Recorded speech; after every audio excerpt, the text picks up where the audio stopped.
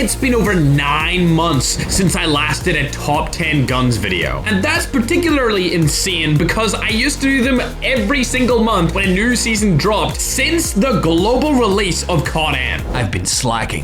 But I'm back! And the 10th spot goes to none other than the PKM. Some of you smart cookies might have guessed that this is simply on the list because it has an insane amount of damage, no recoil, and is great for camping. That's particularly good for me because my movement's been kind of lackluster. Well, up until last season when I made a full comeback, but it was tough getting there. And this gun helped me do just that. In fact, the only negative to it is how slow it is. Whether it's the reload, the pulling out time, which I never do, or even the ADS. But something you should do quickly is download Call of Duty Mobile as they sponsor today's video. Check it out in the description down below. Number 9 is a far faster paced gun in the assault rifle category. It's the Type 19. I personally love this thing, particularly when I have a mythic on it. This thing is kind of like what the AK-117 was back in 2019, where it was just kind of great at everything. The only difference is back then, if you were great at everything, you were the best gun. Whereas nowadays, there are so many different niche ways to play Call of Duty Mobile, especially with skill-based matchmaking going on and the different variety of maps that you get to play, that being a jack of all trades means that you're a master of none.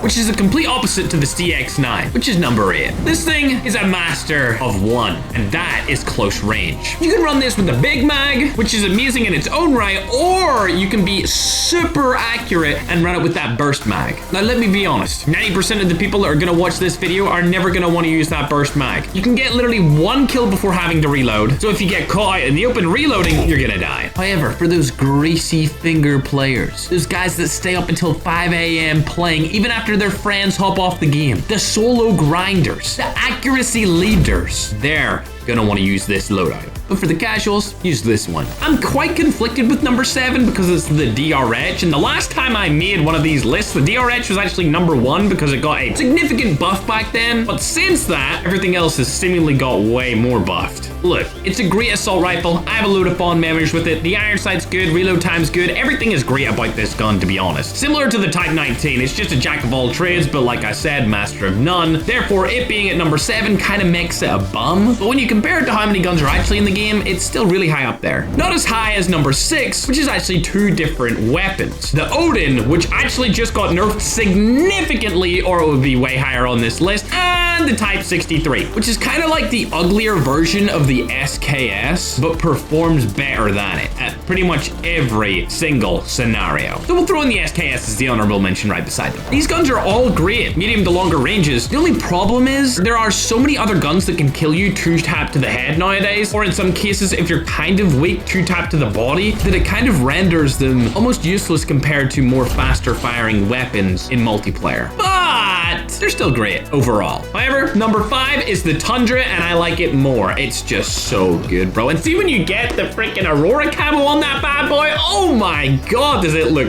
good. In my opinion, it's the best sniper in the game. Sure, you could put the SVD in there, which is an honorable mention alongside of the Tundra, but it just doesn't have the flair, the pizzazz, the finesse like the Tundra does. Speaking of having absolutely no finesse, the MG42's up next. It got nerfed, it's still insane. It was an ADS time nerf. When you try to ADS with this thing super fast, you're literally holding angles with it, just like you would do with the PKM. And to be honest, it's only like a 30 millisecond ADS speed nerf on something that already takes over 300 milliseconds to ADS in the first place. Mods, whoever tries to say the MG42 isn't good anymore, ban them. I love it. And the Mythic is great, but the HVK is better at number 3. Listen, I could go on and on for days about how great this gun is, but to be honest, I'm just gonna tell you the one thing that sucks about it so that you realize there's really no negatives when it comes to using it. And that is the mag size. So if you don't like it, I'm sorry, it's just a skill issue. And I like what Ken has. Here are the last of the honorable mentions of different weapons that I think are pretty decent, like the QXR and a couple of others. I know the QXR is on the list, it's weird, but trust me, if you try it out, it'll do good. That being said, let's get to the top 2. My second place pick is of course the BP50. Previously, the best gun for like 5 months straight. It has a banging iron sight for both the mythic and the regular variant. variant. And similar to the HVK, I'd rather just tell you the negatives of using this instead of the positives so that you realize how good it is. Here's the entire list of negatives when it comes to the BP50. That's right, there is none. So if you haven't already tried to use it, well, I feel sorry for you because it's not in its prime anymore, but it's still really good. So you should definitely try it out. However, lastly, we need to talk about the best gun in the game. It's an SMG. It reloads sausages, bananas, and roses. The first two being my favorite. Has one of the best mythic iron sights ever released. And not a bad normal iron sight. It's, of course, the USS. Unbelievably good. When going into a conflict, it creates carnage and chaos, and you should use it. That being said, subscribe.